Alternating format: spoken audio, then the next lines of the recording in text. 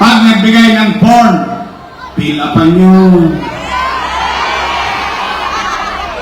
Sayang din. Laman tiyan din yan. Pero huwag kayo papayag. Pag ang 3,000 naging 2,000, bukol yun. Yung 7,000 naging 5,000. Nako! Pero, tanggapin nyo. Bakit? Tama si Marcoleta. Pera nyo naman yan eh. Pera ng tao bayan yan. Pero patatagin ninyo yung damdamin. Bakit? Huwag tayo masisilaw. Buhay natin ang nakasalalay dito.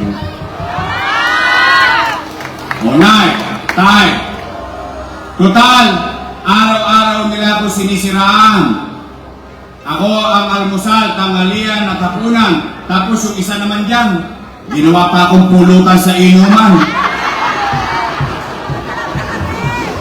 Ako naman, ito naman, pakisuyo ko.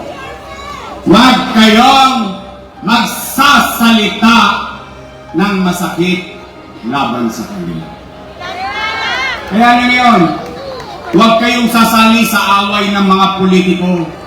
Maniwala kayo. Huwag kayong gagawa ng kaaway sa kapitbahay para lang sa isang politiko.